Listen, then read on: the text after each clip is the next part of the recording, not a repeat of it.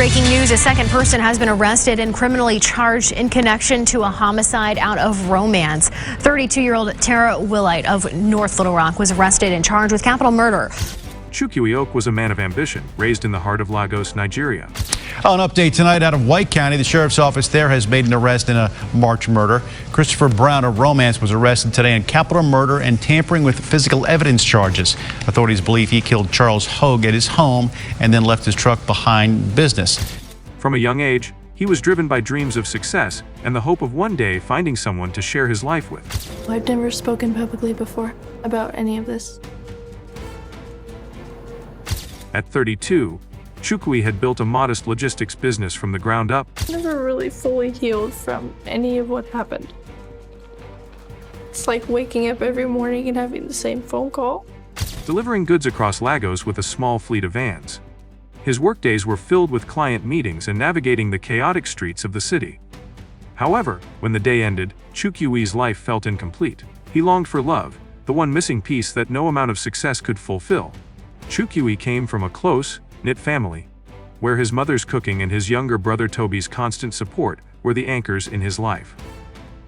Despite his achievements, Chukwueze found himself lonely, often dreaming of a soulmate who would understand him, share his values, and accompany him on his journey.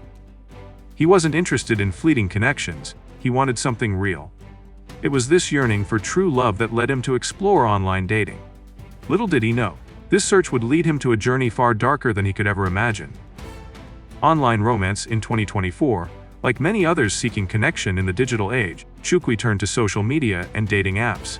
He scrolled through profiles, searching for someone who shared his passions, ambition, kindness, and a love for life's simple joys. One evening, while navigating through a popular platform, a profile caught his eye. It belonged to Liz Tades, a 28-year-old fashion designer based in Addis Ababa, Ethiopia. Her profile picture radiated warmth, her smile enchanting and her eyes sparkling with a sense of adventure.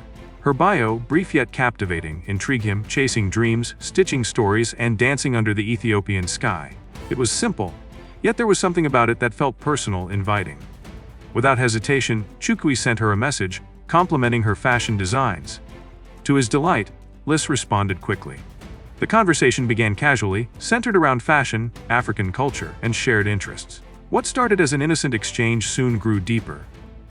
Liz was engaging, her messages thoughtful, and her voice, when they spoke on late-night calls, was soft and sincere. She listened to Chukwueze's dreams and praised his work ethic, calling him a rare gem. Her words made him feel truly seen, stirring a connection he hadn't felt in a long time. The red flags as the weeks passed, Chukwueze's connection with Liz deepened. Their conversations became the highlight of his day, filled with plans for a future together. Yet, as he grew more invested, subtle red flags began to appear. Despite the warmth in their messages, Liz's social media presence remained strangely sparse. She had few followers, and there were no tagged photos from friends, something Chukwueze couldn't help but notice. When he asked Liz about her daily life, her responses were often vague. She would pivot the conversation to flirtatious banter or vague promises like, "I'll share more soon." Whenever he pushed for details, she would laugh it off, saying, "I'm just private." Chukwueze, smitten by her charm, brushed it off, convincing himself that not everyone was an open book. However, a nagging feeling lingered in the back of his mind. He wanted to believe in the connection they had. After all, Liz had been kind, thoughtful, and seemed genuinely interested in him. His heart was winning over his head, pushing aside the doubts. He dismissed his friends' concerns, who warned him that not everyone online could be trusted. Chukwueze was falling for Liz, and no matter the signs, he was determined to meet the woman who had captured his heart. Journey to Ethiopia. The idea of meeting Liz in person consumed Chukwueze.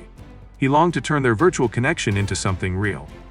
One night during a video call, he couldn't hold back any longer. "Liz, what if I came to Addis Ababa to meet you? I want to hold your hand, make this real," he said, his voice full of hope. There was a long pause on the other end, and then Liz's soft voice responded, "That would be a dream come true, but it's a big step, are you sure?" Chukwueze, without hesitation, replied, "I'd cross oceans for you." With that, the plan was set. Chukwueze threw himself into preparations, his excitement palpable. He renewed his passport, applied for a visa to Ethiopia, and booked a direct flight to Addis Ababa. He even researched the city, planning to imagining walks through the National Museum and sipping coffee at a local cafe with Liz. He bought thoughtful gifts: a silver necklace, a bottle of her favorite perfume, and a journal for her design sketches, all carefully chosen with the hope of making a lasting impression. But while Chukwu was eagerly preparing, his friends were skeptical. "You're flying to Ethiopia for someone you've never met?" his best friend Toby asked with concern. "What if she's not who she says she is? People lie online." Chukwu laughed it off. "I've seen her on video calls, Toby. I've heard her voice. She's real. Not everyone is a scammer." Despite Toby's doubts, Chukwu couldn't shake the excitement of what was to come. He was about to meet the woman of his dreams, or so he thought. The trapped Chukwu's excitement turned to confusion the moment he arrived in Addis Ababa. As he stepped off the plane and entered the bustling Bully International Airport, his heart raced with anticipation. He eagerly scanned the crowd, expecting to see Liz waiting for him, her radiant smile lighting up the arrivals hall. But there was no sign of her.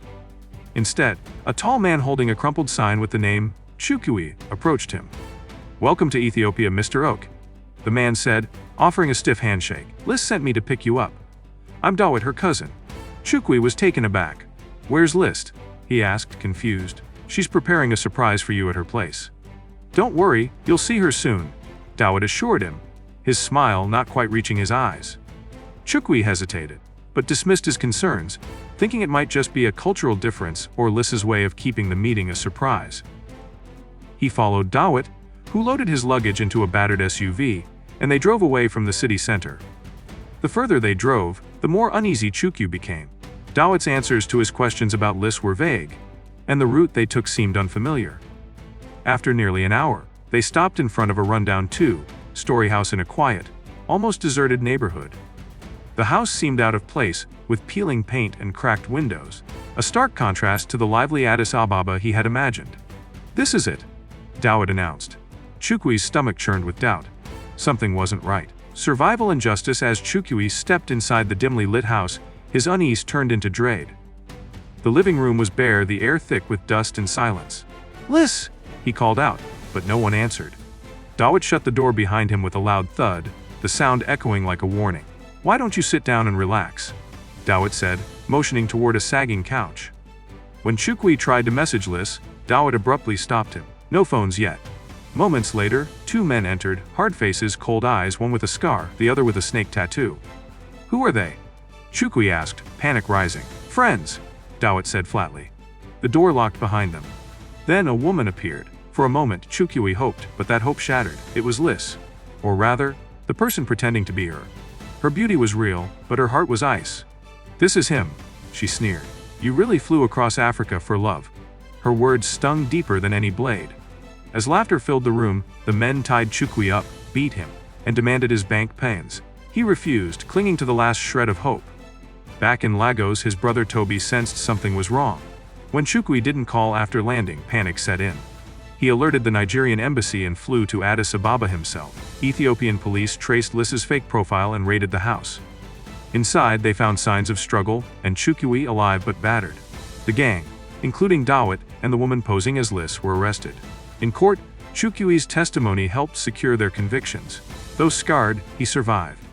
And with Toby's love and support, he began to heal, warning others never to ignore their instincts in the search for love. Chukwu's story is a haunting reminder of the dangers lurking in the world of online romance scams.